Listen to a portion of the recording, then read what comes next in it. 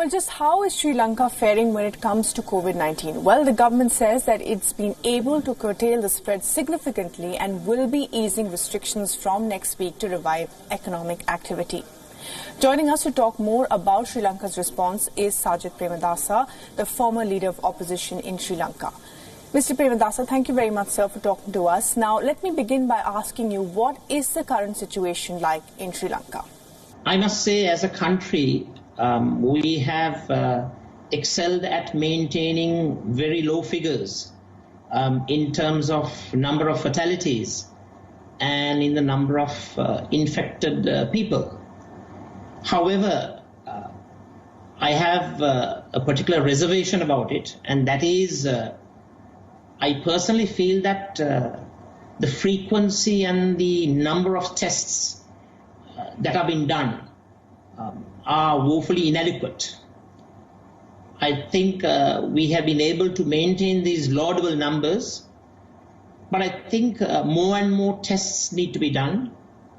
If one looks at the comparative numbers of tests that have been made in Sri Lanka and in the rest of the nation states impacted by the coronavirus, the numbers are too small.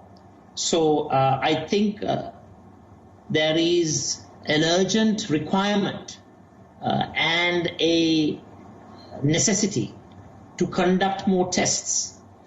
And the greater the number of tests that we do, then we will be able to ascertain a realistic figure, an estimate with regard to the numbers affected. Right. You are saying that testing is important at this point, but the government plans to ease restrictions. Why? Well, it's kind of a double-edged sword. On the one hand, the lockdown was implemented to ensure that the propensity for transmission of the disease are reduced to a greater extent. However, we have had to suffer a great opportunity cost, an opportunity cost in terms of retardation of economic activity. And there has been an obvious economic downturn because of the strict lockdown that has taken place. So one needs to be extremely pragmatic and measured in the steps that you take.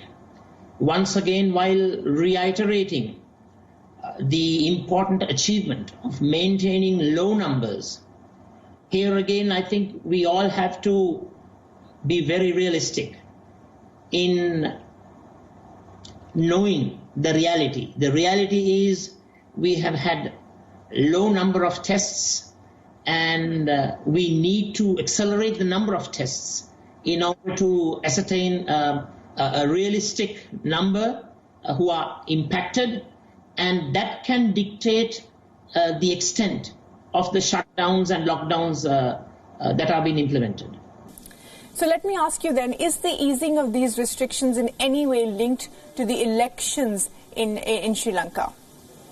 Well, elections are a part and parcel of a democratic process. And in order to attain the highest standards of parliamentary democracy, we should have elections. While that is of paramount importance, what is of greater importance and the greater necessity and the national priority is to ensure that the corona eradication process has achieved much, has achieved the national objectives, that we have minimized the impact of the coronavirus, that we have minimized the possibility of a spread, especially a community spread, which would be devastating.